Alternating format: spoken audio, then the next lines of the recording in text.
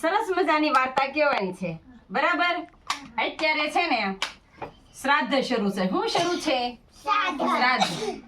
શ્રાદ્ધમાં છે ને કાગડાનું મહત્વ વધારે હોય છે, બરાબર? તો આપણે છે ને કાગડાની જ વાર્તા આજે માંડવાની છે, બરાબર ને? તો સરસ. કાગડો, કાગડી અને કાગલુઓ. વાર્તાનું નામ છે કાગડો, કાગડી અને કાગલુઓ, બરાબર ને? સરસ.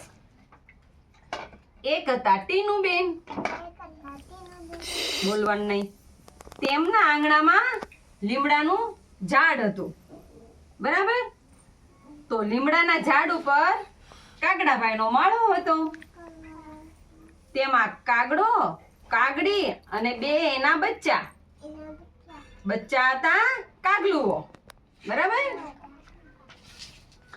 કાગડો અને કાગડી આખો દિવસ બચ્ચાઓને ખવડાવ્યા કરે અને ટીનુબેનને થયું કે ચાલ બંનેને હું મદદ કરું. મમ્મી, મને 2 રોટલી આપો ને, મારે કાગડા, કાગડી અને કાગલુઓને આપવી છે. તો હવે મમ્મી રોજ 2 રોટલી વધારે કરે. ટીનુ તે રોટલીઓના ટુકડા કરીને બારીની બહારની પાળી ઉપર મૂકતી. કાગડી, કાગડો આવીને તે લઈ જતા.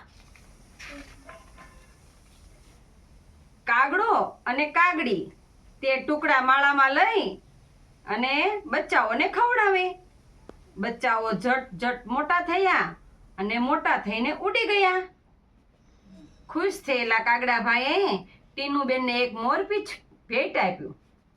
ભેટ એટલે શું? તો કે એમને ગિફ્ટ આપ્યું, બરાબર ને? તો કાગડી બેને લાલ કલરની રેશમી પટ્ટી આપી. પટ્ટી એટલે શું? તો કે આપણે 2 મીંડલા કરીએ ને લીબીન બાંધવાની, એને પટ્ટી કહેવામાં આવે છે. એને કાગડી બેને સરસ મજાની એને લાલ કલરની પટ્ટી આપી.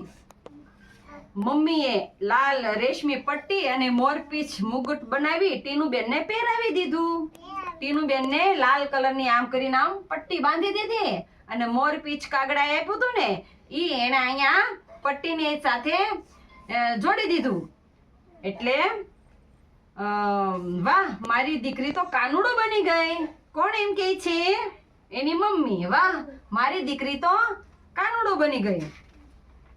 અને તો ટીનુબેનની મમ્મી ગાવા લાગ્યા, કાગડો કાગડી મિત્ર બન્યા.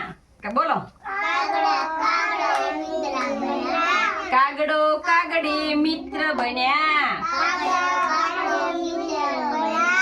જય જય ટીનુબેન, જય જય ટીનુબેનની.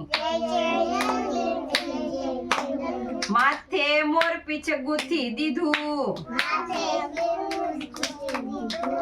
માથે મોરપીંછ ગૂંથી દીધું.